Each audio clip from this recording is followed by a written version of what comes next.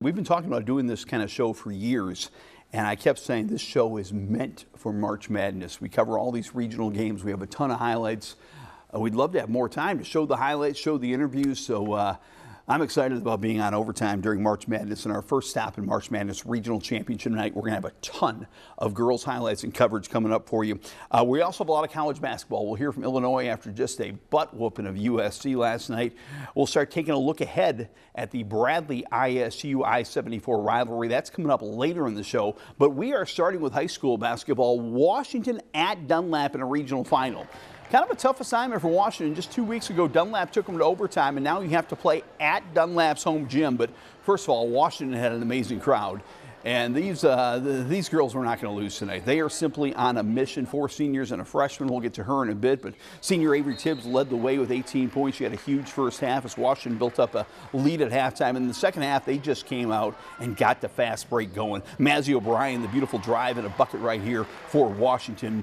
Dunlap's had a great season. They pulled off a lot of big wins. Campbell Vrabel, their senior star, with a nice drive and a bucket right here. But again, early in that third quarter, Washington kind of put the game away. Here's that freshman, Kate McDougal. She is playing so confidently over the last month or so. She has taken her game to the next level. So have the Panthers. Later, watch Washington again. Becca McDougal's going to lead the fast break. She's going to find she's going to find Danny Gaudet for a bucket right there. Then I think she's going to find, see, there's that big crowd. I told you Washington's crowd, bigger than Dunlap's crowd on a road environment. Here it's Becca to Kate McDougal for the pretty bucket, and Washington quickly has extended the lead to 18 points early in that third quarter. Their defense was terrific, but here Kiera Haywood hits a 3. She led Dunlap in scoring. She had a great sophomore year, but here's that defense. Look at the defense right here by McDougal, Kate, and Danny Gaudet. They get the jump ball called. Later, watch the defense by Kate McDougal, moving her feet, staying between her offender and the rim. She gets another turnover right there. The Washington defense dynamites.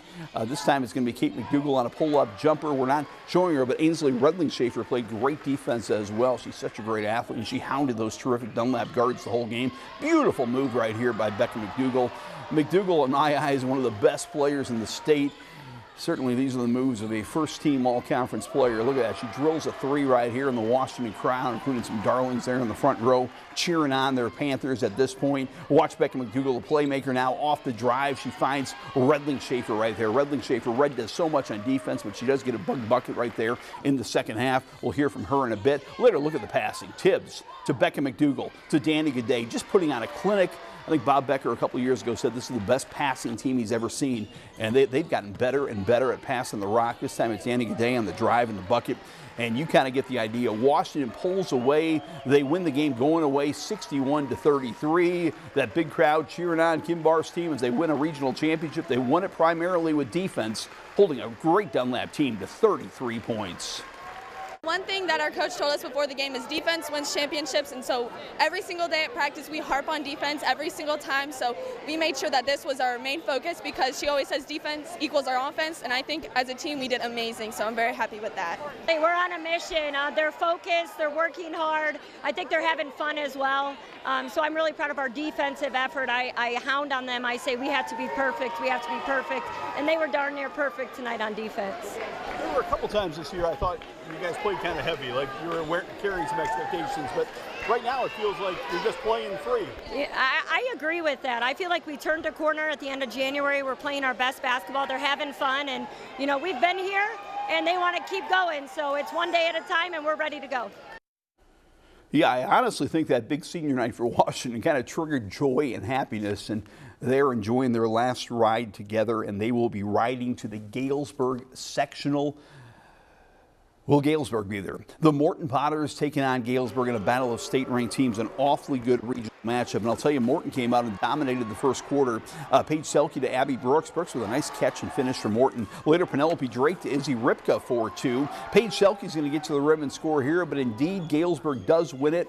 Galesburg wins, they advance. Ottawa wins, they advance to play Washington at that Galesburg sectional. Twin City battle, and it was a good one. Bloomington taking on Normal West in a Twin City rivalry, but much more than that, a regional championship game. Tina Lennard down low to Madison Embry for Bloomington. Normal West comes back. Savannah Steers to Avery Dodge. Nice spin and score by Dodge. But how about Anna Wiley to Lauren Shuey? Shuey was dynamite in this game, the beautiful rainbow jumper. And then Josie Skeet with a most athletic move to spin the drive, the finish. What a highlight there. Later, it's going to be Shuey scoring again, and Bloomington in their home gym. Leonard the assist, Shuey the hoop, Bloomington the win. Congratulations to Bloomington, 44-39 regional champs. In Class 4A, Peoria Richwoods in a real battle with Rock Island, but they get the job done. Kayla Heron, the beautiful pass down low to Kyra Lee for the bucket. Heron's such a great combo guard. She can pass, she can score. Watch this move by Heron. Sets the defense up at the three-point line, blows through two defenders and scores. What a move by Heron. Later, it's going to be Kanaya Todd with the mid-range jumper. And how about Richwoods? They win this 52-48. The best news of all, Richwoods is coming home to play in their own sectional. Also, a big night for small school regional champs. We did not get highlights, but I want to congratulate Normal U High, a 2A regional champ. Coach Laura Sellers got the Pioneers back as regional champs. That's great. And in Class 1A, Midland won a regional title. They've had a great year with over 20 wins and a spectacular season, so congratulations to them. We now head to the top-ranked team in Class 1A.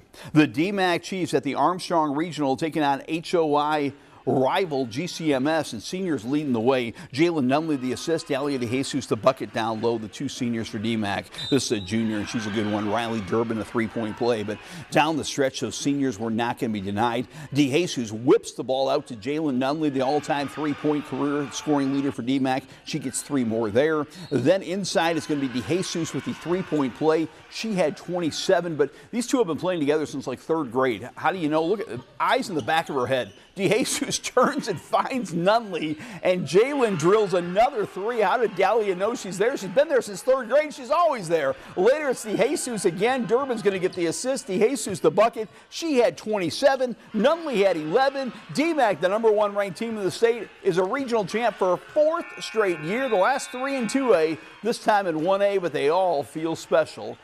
Let's hear from the DMAC Chiefs. 4 straight regional titles, and you cap it off tonight with a big win. Coach, just talk about your team's resolve in the second half and why you were able to come away with the victory. I mean, these girls are hungry. It was 4 straight, which is really exciting, but that was our first one in like 4 years ago. So it's not lost on us what a special thing it is to win a regional title. And they've had this in their minds from day one of practice, from the summer. This is a goal that we have to extend our postseason. So we had to get the job done today. It took everybody. And the second half, we had to come out. Third quarter, we slipped a little bit, but rallied and really finished a strong fourth quarter. Yeah, just everything that Coach said. Well, I really do believe we have an incredibly well-rounded team, from the girls that play the entire game to the girls that play only maybe 5 minutes a game, and then extended to our coaches even. They just do an incredible job of leading us and putting all their confidence in us and really just letting us play how we know how to play. Congratulations to DMAC off to the Iroquois West sectional. Roanoke Benson at one of the most famous gyms in the state, the Crater at Clifton Central, playing the host team Clifton Central. If you're going to the Crater, you better bring a whole bunch of great rockets, and that's what Roanoke Benson did. Bree Harms, the best player on the court again, the Illinois Wesleyan recruit, 25 points in the game. She was dynamite as Roanoke Benson shot out to a big lead. Avery Alford here on the inbounds to Jordan Tomlinson. Tomlinson had 8 points in the win. Then watch Bree Harms dishing a dime. She gets double teamed, finds a wide open Kaylee Keller for 2. Later, it's going to be Livy Beltrame, the Italian, right? She's a Low Point Washburn Italian, right? And she's got a big bucket right there for RB. Then it's going to be Bree Harms scoring again. What a win for Roanoke Benson, 49-25. They are back-to-back regional champs. Congratulations to the Rockets, winning appropriately at the Crater. Hayworth and Tremont battling in another Class 1A regional, this one at Tremont. Aaliyah Riddle's just been putting on a show for Hayworth. She scores on the dribble drive to the center of the lane. Alex Steffens responds on the other end with a quick bucket for Tremont. But down 10 in the fourth quarter, Hayworth rallied to get the win. They get a 3 by Riddle. Then Carissa Cook, who's such a dynamite player, rips the ball away on defense, gets the assist to Riddle. Hayworth gets the win. Congratulations to Coach Eller and the Hornets. All right, Class 2A, the game of the night. Tri-Valley against Bloomington Central Catholic. This was an unbelievable game. Beautiful job by Bloomington Central Catholic to get the ball inside here for a bucket to Kate Stolfa. Then it's going to be a long 3 by Zoe Whitaker. Whitaker drills a 3 right here, and this game a 2-point game at halftime. It would stay close throughout. But Central Catholic kind of had the lead. They go inside here to Emmy Hurley for the 3-point play. Later, Hurley's going to get another big 3-point play. Central Catholic's got a 4-point lead late, and it looks like the Saints are going to get a regional title.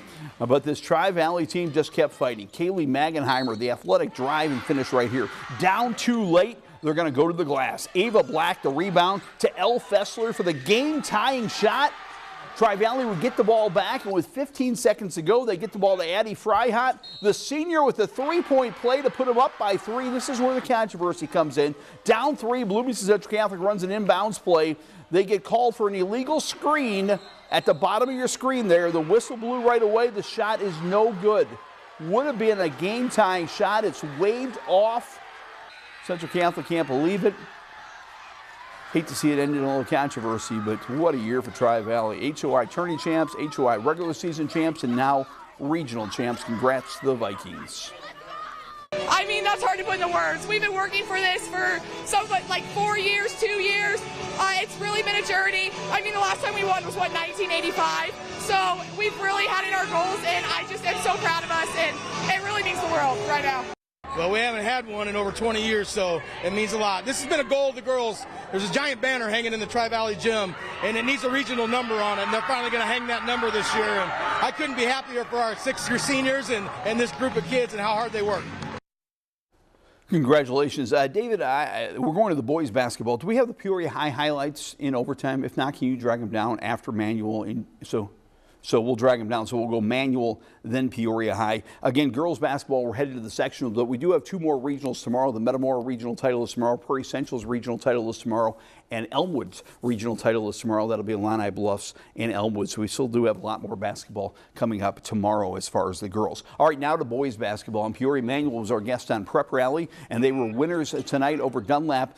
Taj Tolliver right here draining a 3 for Peoria Manual. Then you're going to love this highlight. This is Peoria Manual basketball. They're hounding on defense. They knock the ball away. Josh Humbles is going to start the fast break. Taj Tolliver is going to find Reggie Postlethwaite. Postlethwaite gets his 1,000th point of his career. A beautiful buzzer beater right there. But, hey, during the timeouts, give him that basketball. That's 1,000 points, and he's going to give the ball to Mom. Well done, Mom. Well done, Reggie. Well done, Peoria Manual. They win tonight 74-46. Also in the city, Peoria High taking on Limestone. Limestone gets a bucket right here by Subert on the jumper, but Peoria High got their fast break going in this game, and they can shoot at those sophomores. Nigel Moore to Caden Turner, and Turner for 3. Then it's going to be a fast break, and Nigel Moore, you're not going to catch him. Phoenix Foy, the senior, with the assist. Moore, the bucket right here, and Peoria High just keeps on coming in this ball game. They're going to get a nice highlight here by Caden Turner. Again, a step back 3, runs behind the 3-point line and buries a 3. Then it's going to be Steven Williams with a bucket here, as I believe Turner's going to get the assist. And it was definitely the assist. Williams, the bucket. Will end with one more Peoria High highlight as their winner, 71-47. The Lions getting the ball here to Nigel Moore for 3. And Peoria High wins it.